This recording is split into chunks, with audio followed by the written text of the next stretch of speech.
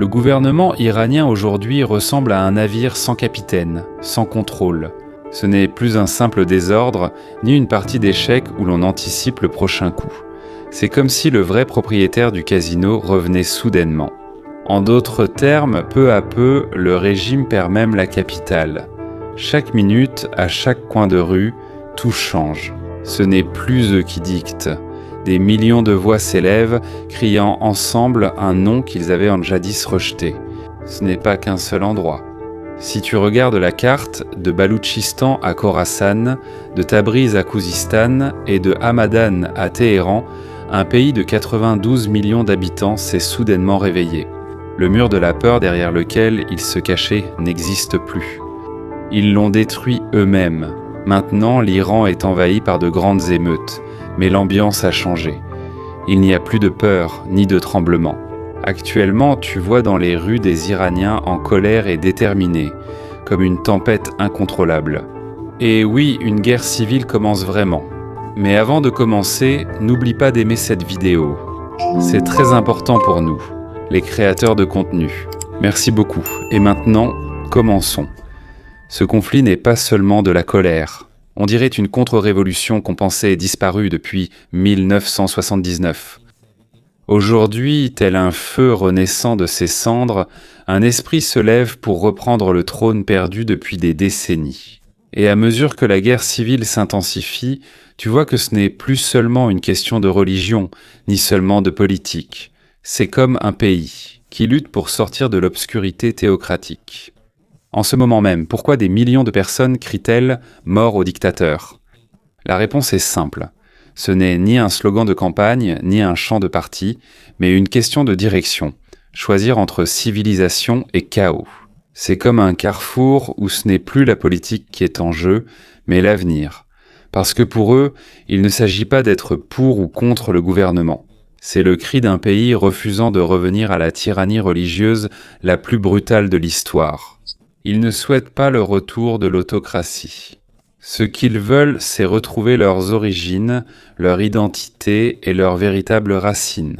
Bien que le régime soit déjà en retard pour stopper la protestation, il continue malgré tout à afficher sa force. La décision et la voix du peuple sont déjà actées. Il n'y a plus de discussion ni de négociation. Car à ce stade, le peuple iranien lui-même a dit « ça suffit ». Et la question qui plane maintenant sur l'Iran n'est pas de savoir qui va gagner l'élection, mais qui restera debout lorsque la fumée se dissipera. Ce n'est plus seulement une protestation. C'est une remise en cause de la révolution de 1979, de l'idéologie de Khomeini et des bases de la République islamique. Pour beaucoup d'Iraniens, les 47 dernières années ne relèvent pas du passé. Ils veulent mettre fin à ce long cauchemar et l'oublier. Un nom revient dans les discussions, le prince Reza Pahlavi. Mais pour le peuple, il n'est pas juste un leader. Il incarne un avenir volé, la modernité, la dignité et le respect. Son accueil en Égypte comme chef d'État montre que la voix qu'il porte a une certaine légitimité. Le visage le plus courageux de ce changement, ce sont ces femmes que l'Iran a obligées à se couvrir pendant des décennies. Aujourd'hui, ce sont elles-mêmes qui brûlent le tissu symbolisant l'oppression. Elles ne se cachent plus. Alors qu'elles dansent autour du feu, c'est comme si elles criaient que les 47 années d'oppression imposées de force sont désormais brisées. Et elles ne sont plus seules.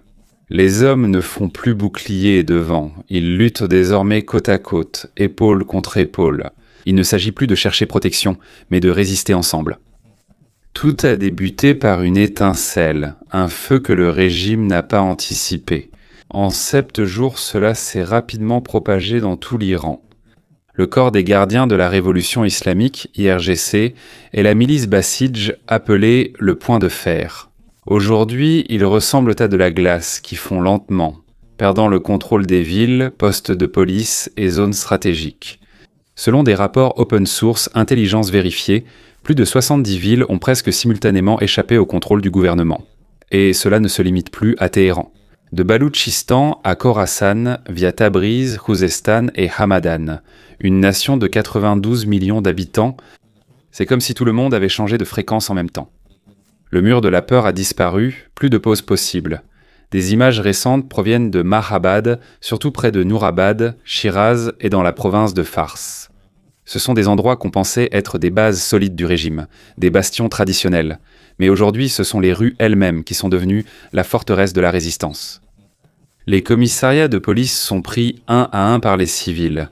Pas pour faire du bruit, mais pour enlever le symbole de l'oppression dans leur quartier. Il y a aussi des rapports disant que les forces du régime les ont menacés, en disant qu'un conflit approchait. Mais au lieu de reculer, la colère a empiré.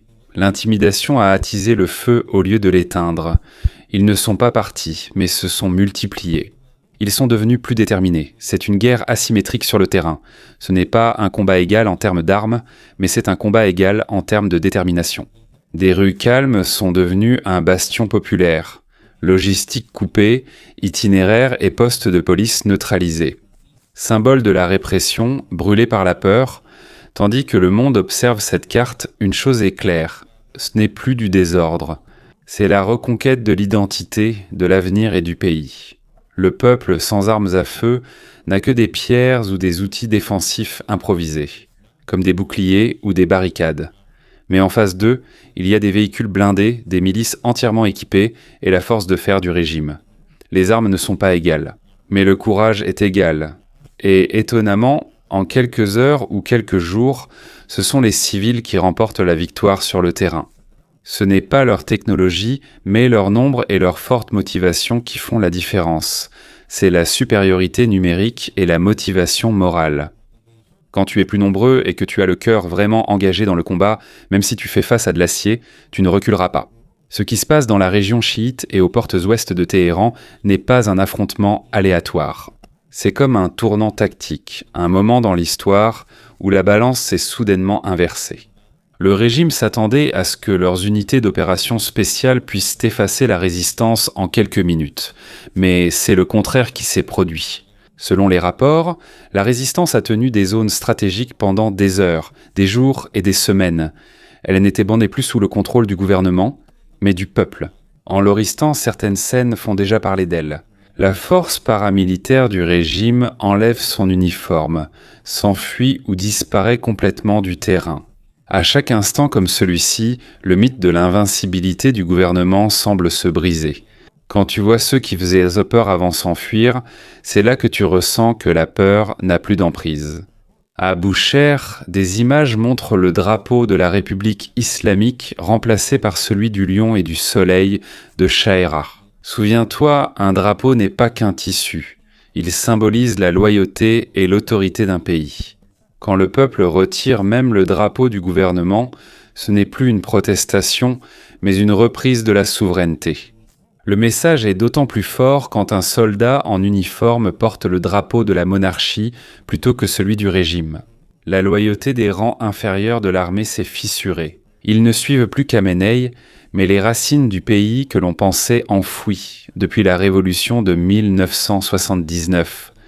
Lorsqu'un soldat en uniforme brandit le drapeau de la monarchie qu'il veut restaurer plutôt que celui du gouvernement qu'il doit défendre.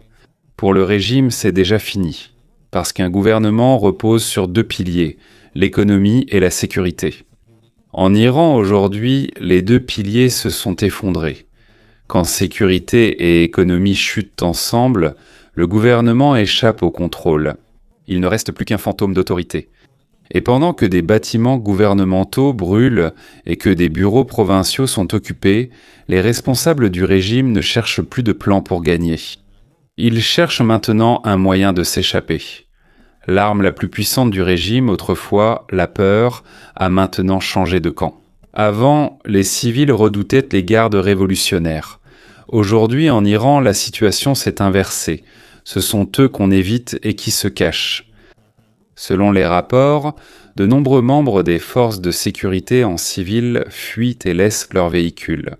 Quand ceux qui faisaient bonze peur ont eux-mêmes peur, tu comprends qu'il y a un nouveau maître du jeu. Le changement touche plus que les rues.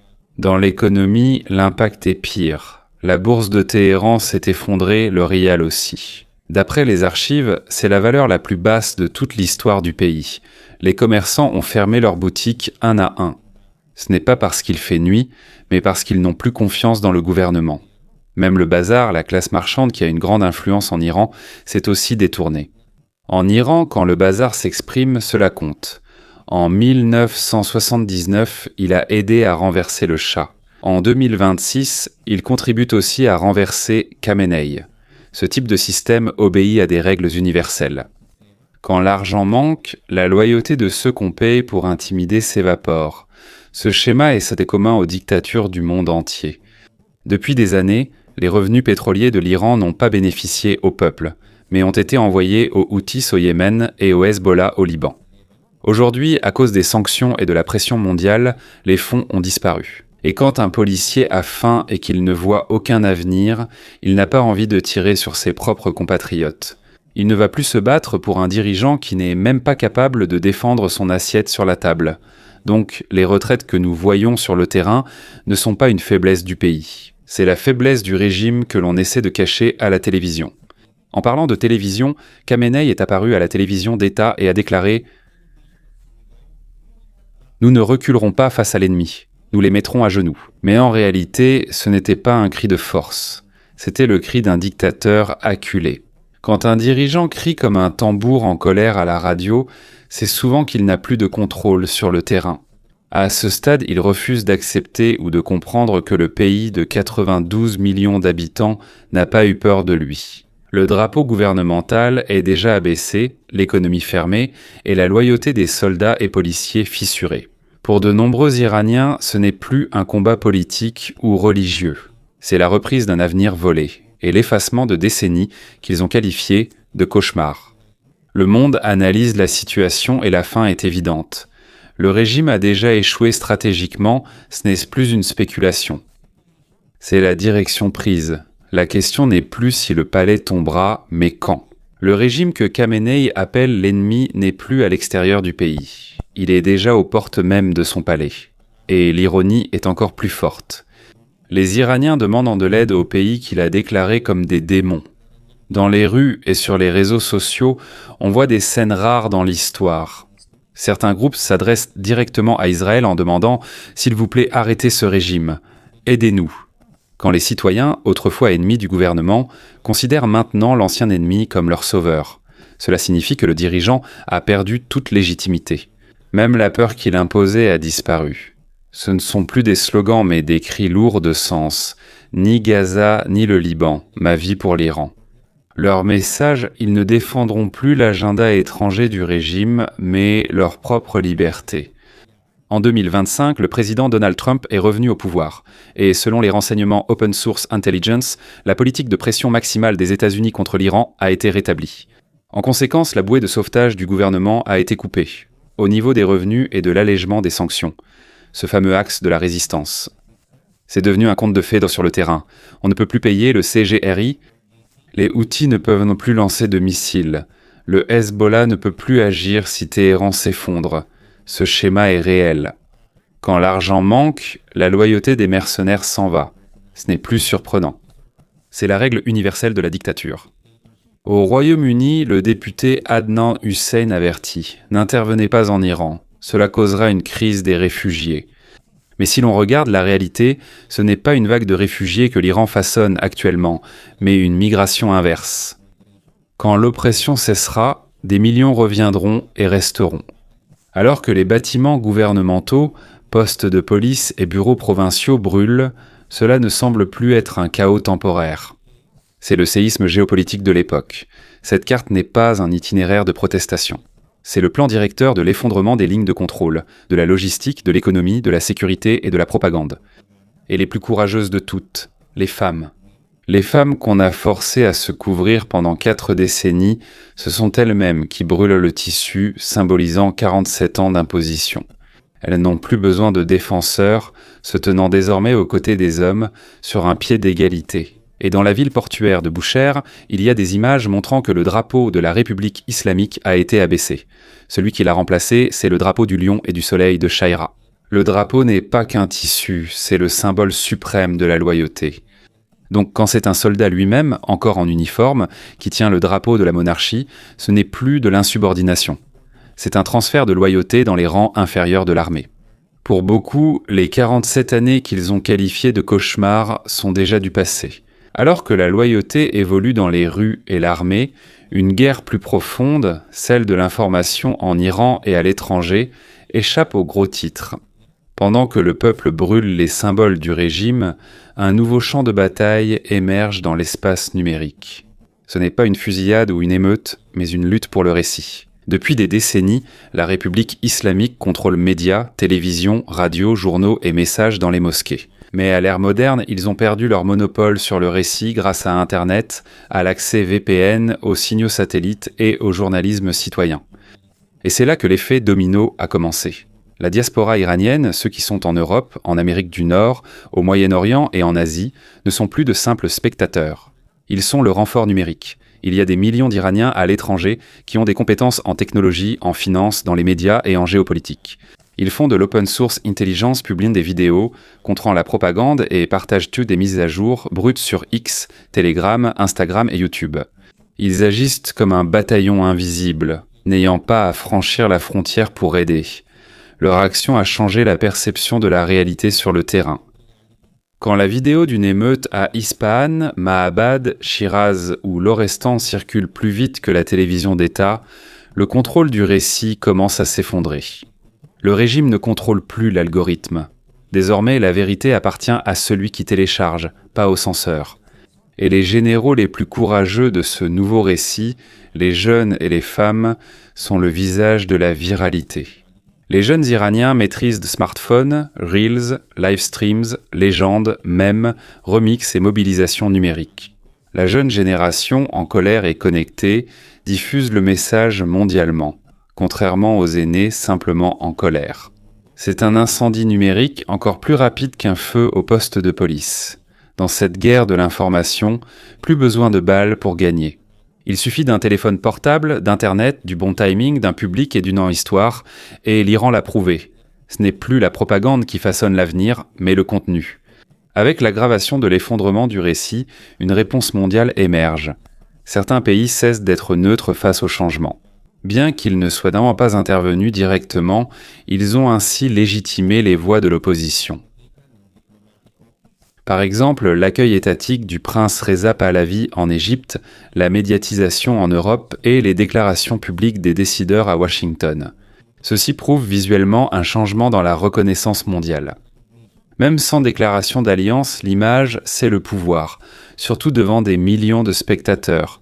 Cela entraîne une conséquence stratégique majeure. Quand le récit disparaît, la peur disparaît. Quand la peur disparaît, l'obéissance disparaît. Quand l'obéissance et le contrôle disparaissent, le gouvernement s'effondre. C'est le cycle de l'effondrement. Maintenant, parlons du changement psychologique au sein du CGRI. Les gardiens de la Révolution ne sont pas seulement une force militaire. Ils sont la marque, l'identité et la colonne vertébrale du régime. Or, au fil du conflit, une vérité essentielle apparaît. Tous les soldats du CGRI ne sont pas idéologues. Beaucoup obéissent simplement aux ordres et touchent un salaire, comme des assistants virtuels philippins.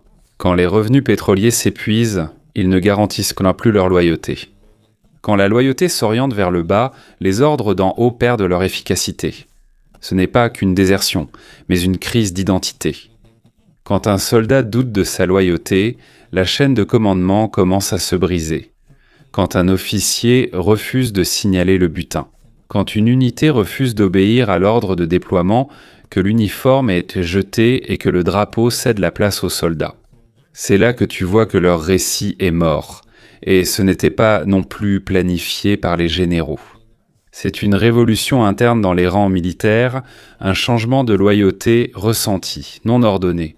Lorsque l'obéissance repose sur la peur, que la peur vient du récit, et que ce récit a été détruit sur Internet et dans les rues, le régime perd aussi son armure psychologique. Alors que le contrôle de la sécurité et du récit s'effondrait, la paralysie économique suivait. Nous avons signalé l'effondrement de la bourse de Téhéran, mais surtout même l'économie marchande et la classe des bazaris, pas seulement les commerçants, se sont figés. Ils sont le cœur économique de l'Iran. Quand ce sont eux-mêmes qui baissent pour les rideaux, pas les manifestants, c'est un geste. C'est un vote de défiance économique. Et en Iran, quand le bazar s'exprime, c'est la loi de la rue.